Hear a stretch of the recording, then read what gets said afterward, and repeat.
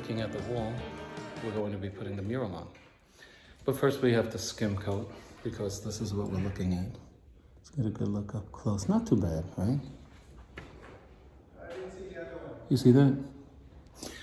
So we have to fill it in because we're dealing with a peel and stick mural.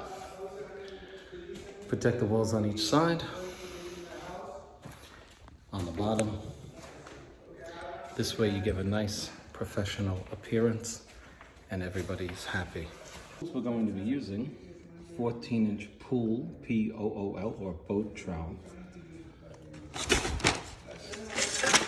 I choose to use a Hawk.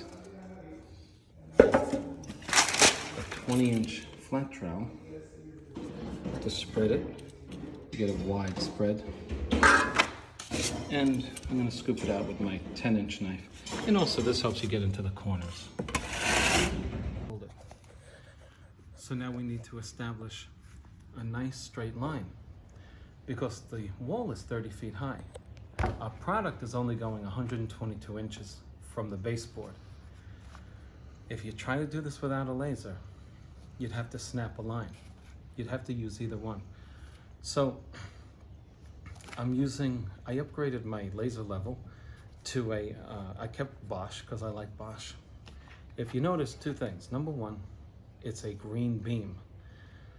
This green beam allows you to see in daylight as well as at night. If you get the red beam, it's not as effective as the green. The green permeates the light and you can see it on the wall. Very important.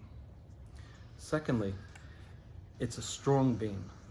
This can go... Little correction in this video. This Bosch GLL 100 GX can actually go 100 feet and give you a green beam from the machine, the laser level, to your wall surface. That's a lot of distance. But spend the money, get the better tool. So what happens if you can't get a laser line to the top of your project? Tripods usually don't go beyond 6 feet. I'm going to show you what to do. I'm going to tell you, then I'll show you. You first make a laser line as high as you can go. And then you do it the old-fashioned way. You measure from the laser line up to where you need it on different intervals of the line. And then you make a line up where your pencil mark is. Let's do it. So now we're up on the second floor. And we put our laser on the floor. And we're shooting the line over there. Now, granted, it's a little above where I need it, so I'm going to do the opposite of what I just told you. I'm going to measure from the line down to where I need it. Let's do that. Okay, so there we have our laser line. We've brought the compound right up to our mark, just about a foot below our laser. And so we're going to continue. First coat is not perfect. We're going to make it perfect on the second coat, and we're not sanding. So, let's see the mechanics. Let's review the mechanics of skim coating. All right. I like this tool because it allows you to use, if you want to keep your wrist straight, if it got fatigued, you can use your tricep and your bicep. If they get fatigued, you can switch to pretty much keeping the upper arm stationary and just using the forearm to the wrist. So it's a versatile tool in that regard because you can use different muscle groups when you're using this tool. Not the same for the taping knife. The taping knife, the arm has to come up, the wrist has to be firm. This is a little different, and I suggest anybody doing it use this.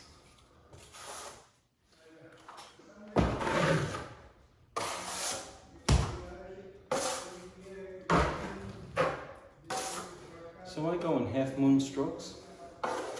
This way you can cover a lot of real estate. If you want to extend your arm, you're going to cover a lot of space with it. But here we're at the end of it, so I just want to show you how I do it. Can they see close? Just pay attention to the angle at which I'm holding the blade against the wall. The angle changes the amount of material. See, that's the half moon. But look at how nice and flat it starts coming out. I'm going from new to old, meaning this is setting up. It doesn't scratch up the old if you do it right.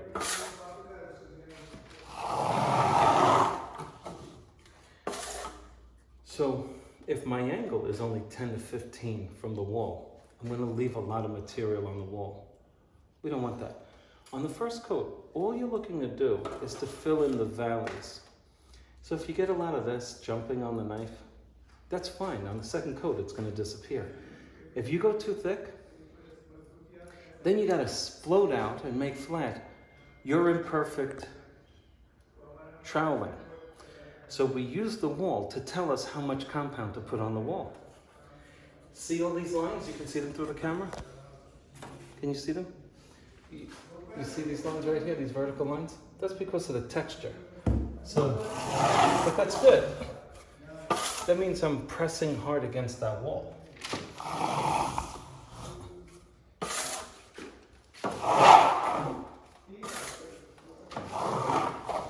Okay, so now I'm going to go straight up to my line. If I want to fill a whole knife with mud, I have to use two hands and slide like this. See? I have mud over the whole knife because it covers a wider amount of area, right? So right up to that line, pull down. Right up to the line, pull down. Again.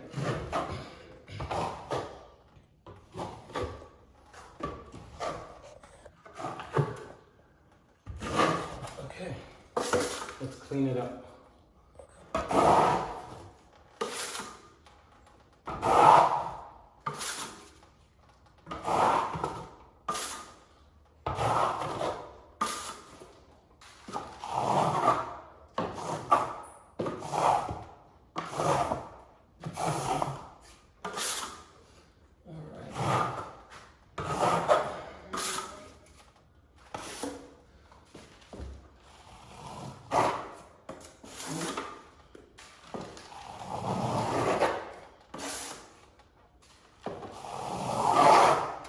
So now let's discuss what we're doing when we skim coat.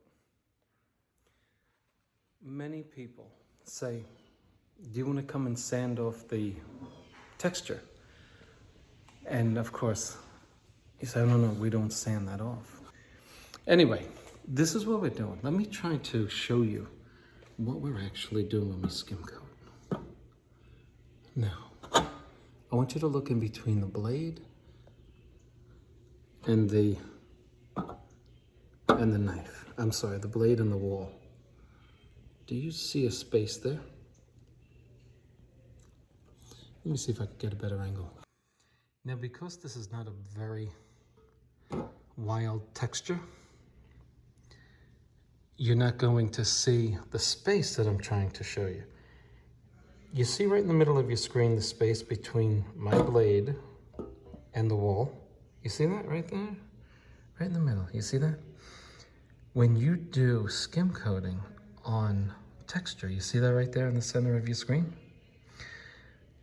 Just think about it, right? You're dragging your blade. You see the white line now, the light? You're filling that in. So now, let me show you how not to do this.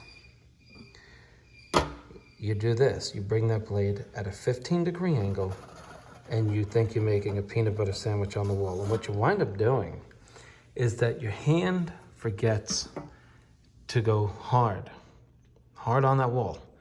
And it kind of gets lax and you start spreading it like peanut butter. Well, guess what you have at the end? This is what you have. You have waves in your layer. So what I'm telling you to do, see, this is a 90-degree angle. Nobody can skim coat like that. So I'm telling you to bring it halfway toward the wall and you have a 45-degree angle or thereabout. And then with a 45-degree angle, you're able to pull that compound tight to the wall, eliminating the light line, okay? That's our reveal. And on the first coat, you're gonna get a lot of this. You're gonna see manifestations of these bumps, and that's good. So if you get vertical bumps, you skim down. If you get horizontal bumps, you skim this way, you fill them in.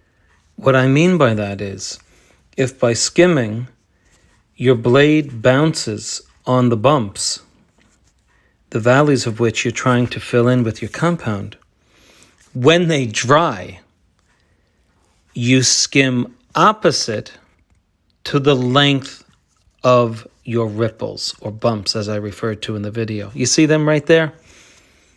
You're going to skim not with them on the second coat, but you're going to cross them. Literally, you drag your blade across them. Let me show you on the wall that I just did. Let me see if I can show you that.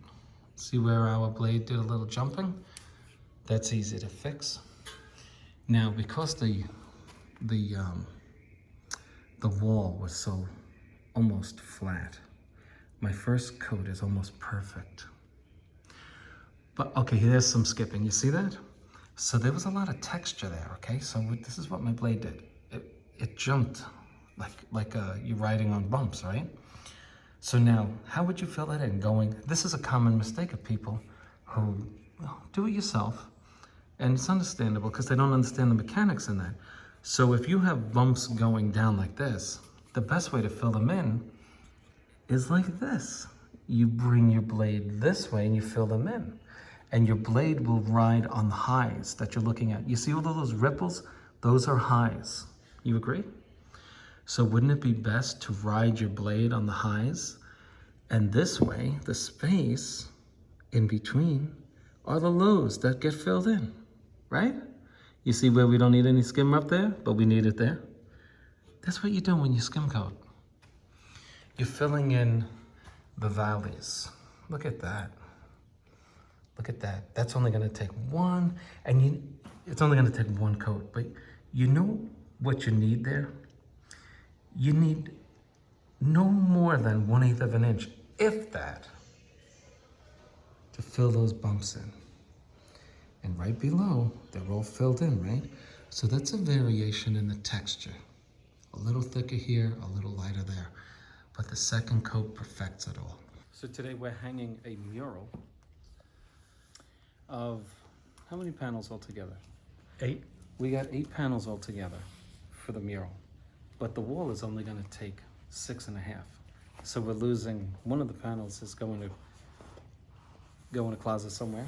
And so this is our pattern. I just want to show the customer, the viewers, our pattern. Look at how beautiful this is.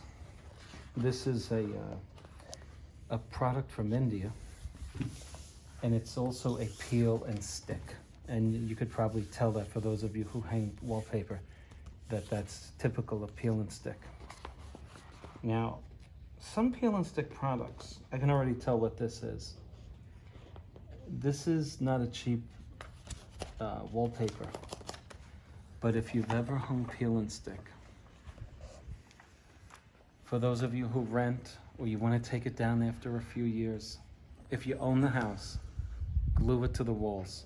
If you rent, it's going to be very hard to find somebody to hang it because a lot of wallpaper hangers, this has become so popular that wallpaper hangers are seeing all of the inherent problems with peel and stick. One of them is that the product, depending on the quality, doesn't always line up. And this happens with about 50% of the peel and stick products I hang. Misalignments, and I call the attention of the mistakes in it right to the customer so that they know, hey, this, and I tell them this is what you should anticipate. Well, we'll see how this goes. But here's what I'm gonna do. This has no backing, this product. But I'm gonna take this off. I've skim coated the walls because a thin product like this is paper thin. A thin product like this is not going to hug a wall that has texture on it. All of the little valleys in the texture is going to trap air. That air moves around, and then eventually what you have happen is the peel and stick product comes down. I've seen it happen with graphics.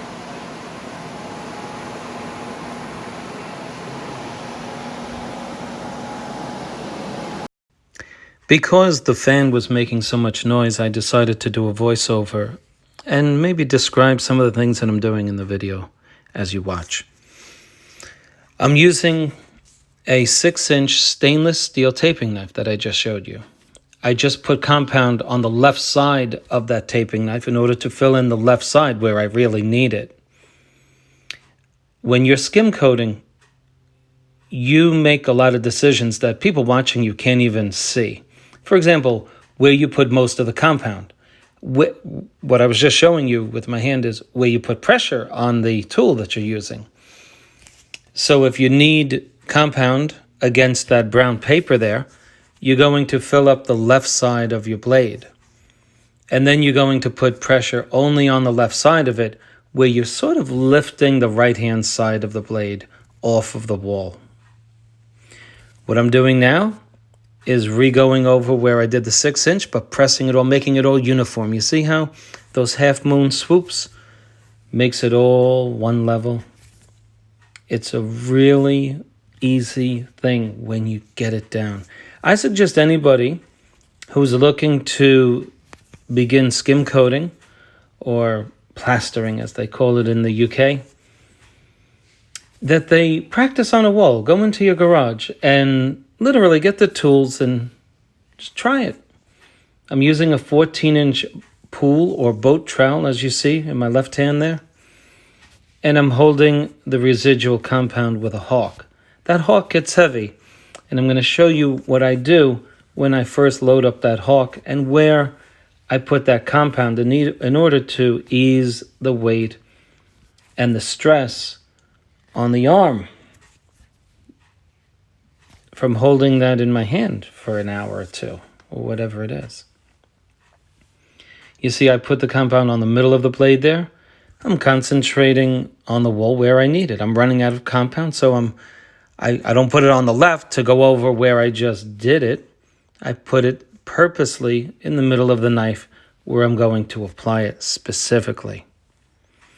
Those are some of the mechanics you'd never know just by watching me do it or watching anybody do it. And so that's where I put the compound. I put the weight of that compound right on the wall. Why do you put it all on the wall like that? I put it on the wall because holding 5 pounds of compound in my hand at the end of the day fatigues the muscle. So you use the wall as a tool to keep your joint compound on the way, to weigh it on the wall rather than your arm.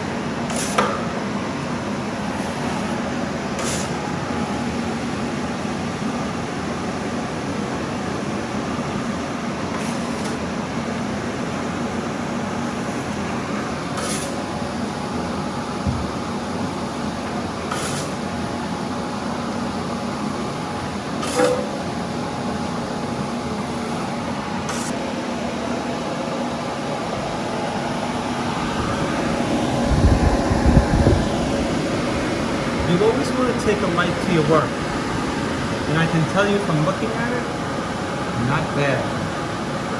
Not bad at all. I'm very pleased with the second coat. After using the light, I now can see where I have to just tool over or do a little more work. Now, we've discussed what kind of preparation we use for the walls, right? And I've had at least 3 videos in the last 12 months on wall preparation. Let me show you something new that I'm doing with my peel and stick projects. It's clay-based glue. Now this is 774 from the Roman company. And what I did was I took as much as you see out of this, it's about a gallon, and I cut it down with 10% water, okay? Roman 774, and I'm going to use this to prep my walls. Let me show you what I'm talking about. So here's our setup outside. Now don't be fooled by the 880 bucket. So I put my 774 in my 880 bucket, right? As you can see, it was a clean bucket. I put it in there, mixed it with some water. Here's the consistency. So it's cut down 10%. And now we're going to put this, we're going to roll this on the wall like you roll RX 35, or my go-to primer, as you know, is Weld Bond and water. What is it all? It's glue. Now, why am I using clay-based glue on my peel and stick? Look at the product, folks. Look close. Do you see any backing here? No, the front and the back are one. What does clay do that 880 doesn't do? It keeps this from sliding at the seam. This is super tacky glue. And I'm gonna put that on the wall and I'm gonna let it dry. My wall is gonna be sticky. So when I put my 880 on this, the clay-based glue that goes on the wall and the 880 that goes on the back of my peel and stick is going to make my seam perfect. Now he says, Spencer's peel and stick, it already has a tacky backing. Well, I showed you the way I hang my peel and stick. I use glue, with the permission of the customer, of course.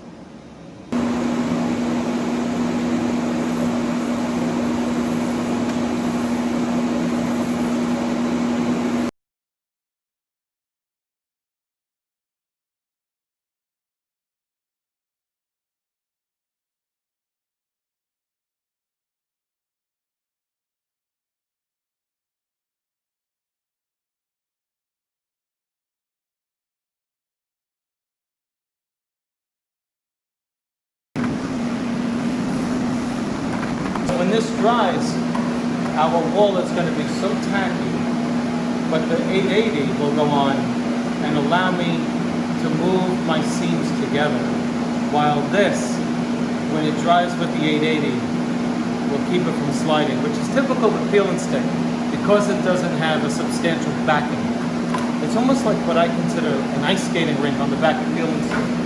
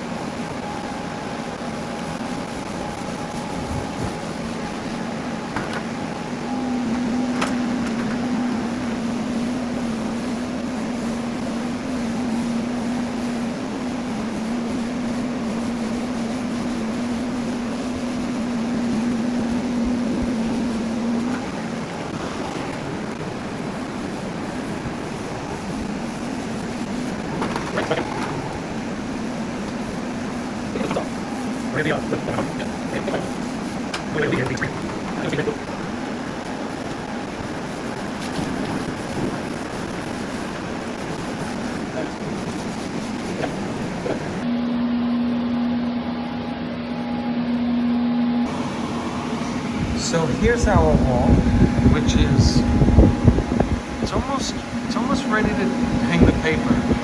If I put my hand like this and leave it there, it's nice and sticky.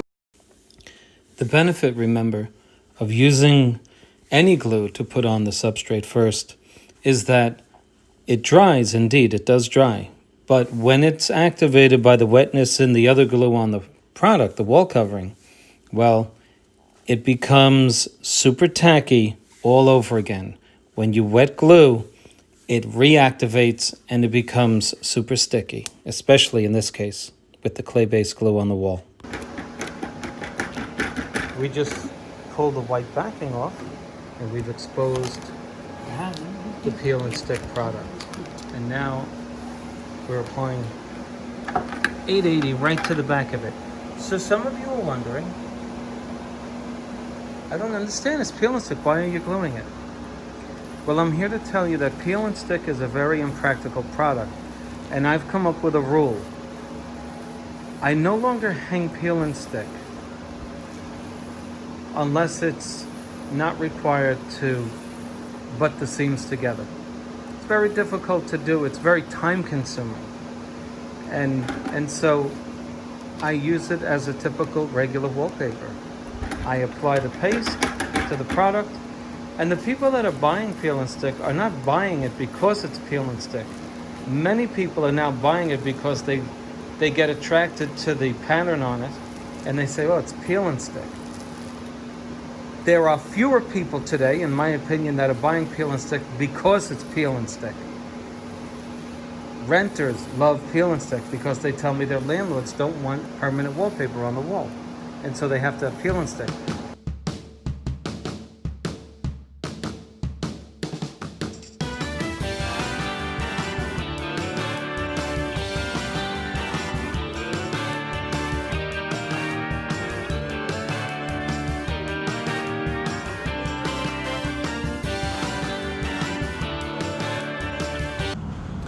So let's recap. We did a skim coat on the wall. We used joint compound. We made it nice and flat. When that dried, we put clay strippable glue on the wall. And then we let that dry. Then, in order to create a hybrid of paste, we used clear strippable glue, which we put on the back of the wall covering. When these two pastes are introduced, that is the dry clay and the wet clear strippable on the back of the wall covering, we have a Velcro bond between the wall and the peel and stick, which makes the bond so strong that this slippery, slick peel and stick material will not even think about sliding away 1/8 of an inch. For those of you who have hung peel and stick wallpaper, you know, as well as we do, that the peel and stick material has many problems, such as the fact that it doesn't always align well. Try to get a material that you have to keep lifting off of the wall in order to make it align well. Very, very difficult. In fact, near impossible.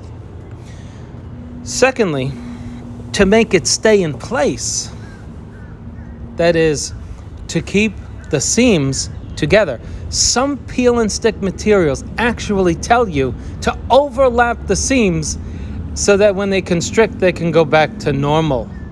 Can you believe this? If you overlap it just a hair too much, it'll never go back to quote unquote normal. It's a very impractical material with which to work, especially if you've never hung peel and stick before.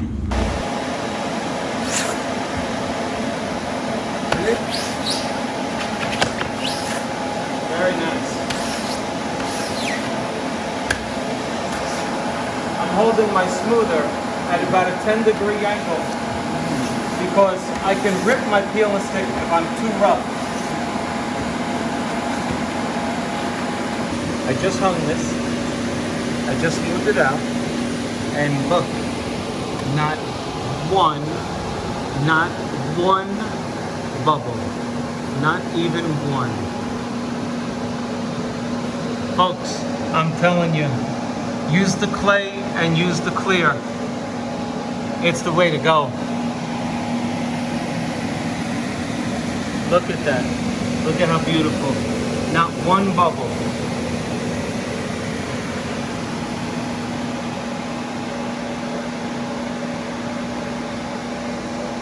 You see that laser line? That's 30 feet in the air. and you get a very clear cut line. I highly suggest that you pros who watch my channel to get yourself one of those.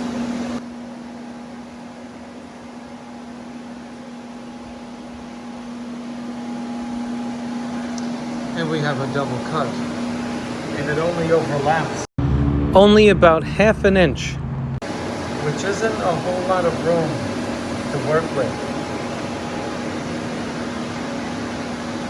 The dark vertical saturation mark is the double cut that I have to make. I'm letting it relax. You see where it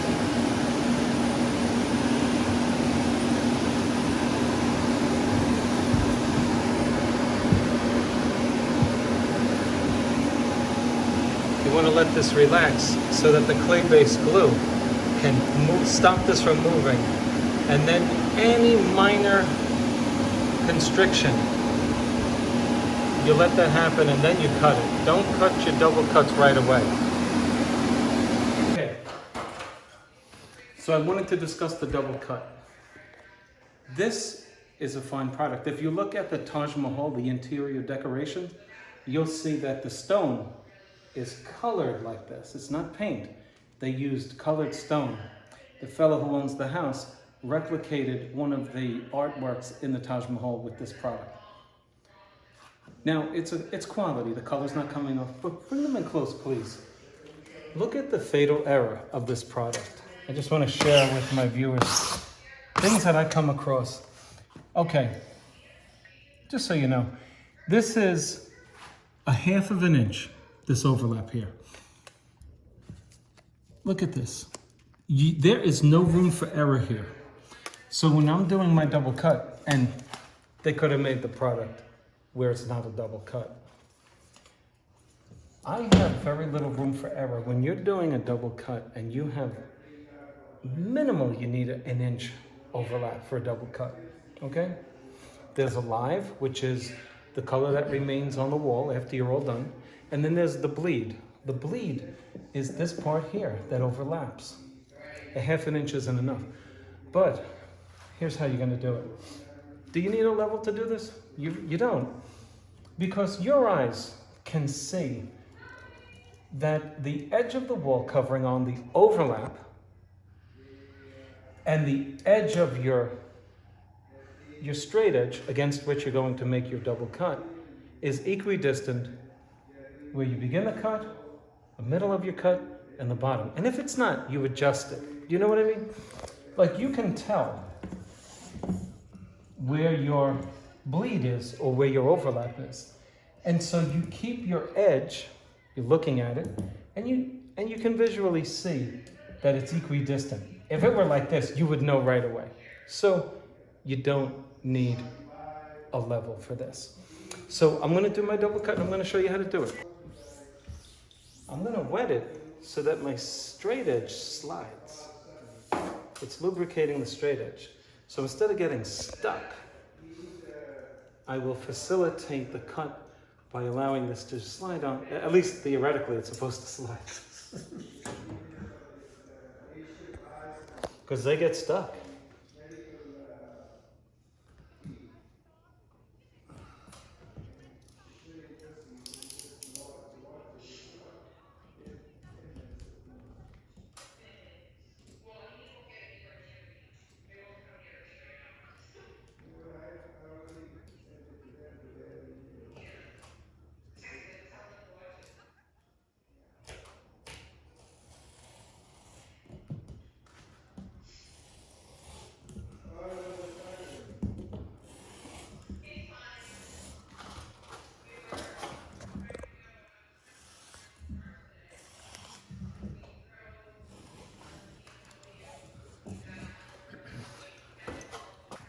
So you are cutting through both layers. Yes. And why is that? It's because the manufacturer decided to make this a double cut product.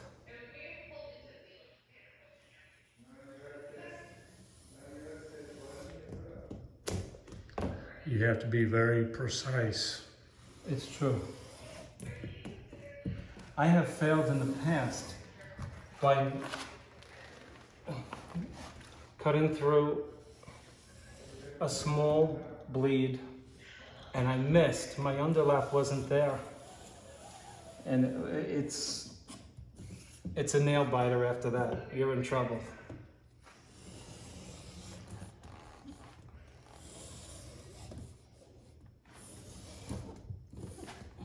Now, see, when I get down here, I'm now an inch away from the bottom. I can do it two ways. I can shove my knife through the sheetrock and then cause a ribbed seam, or I can take the knife out, penetrate the very bottom, push it in. Now I'm going to bring my blade into the cut, because if I don't, it'll drag my overlap and it will not look nice. Watch this, I'm quick. And there you go. Now we're going to get rid of the overlap. Oh yes.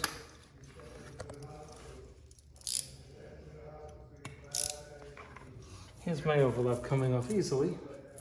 And you can see it's only a quarter of an inch there. And now my customer's putting a crown molding up there. So I'm off the hook at the top. Okay. And here is my underlap. And my helper made a very good point. He said, hey, are your seams ready to get cut? So I was like, why is he bringing this up? And he said, hey, don't forget we're using clay-based glue. And I said, you're right. That'll start sticking and it'll make it impossible to make the seam look right.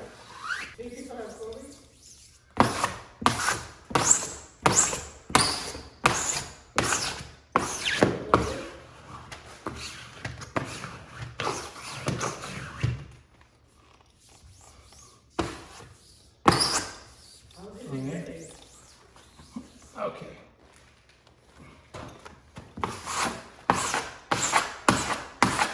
Okay.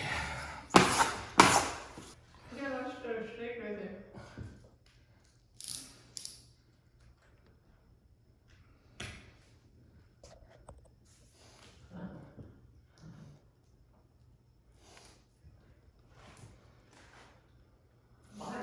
Okay. Liebe Mahlzeiten. Was ist doch?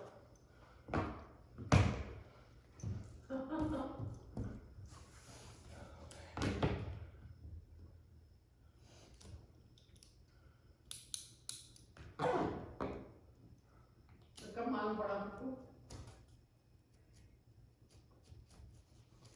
Artistic cool.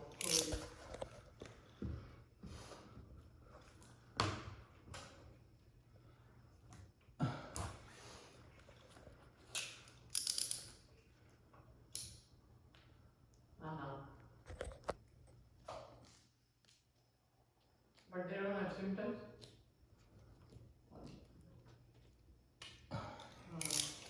So we wet it. We don't want to be dragging. Then we use this.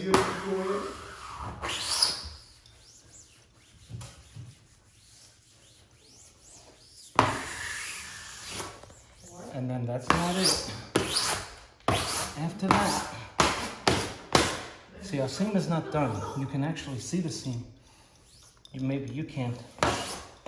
But the final is taking a neoprene roller. And so I'm forcing both of the seams to be flush. Now, am I making a snowplow? Yes, I am. If you look close, I'm creating a track mark, or a snowplow, as they say. And I'm just going to get rid of it. Gently. And you could do it in the Christmas tree direction, because your seam is nailed down now. And you can go over it and it's not going to move. And it's going to be beautiful. Right on the seam.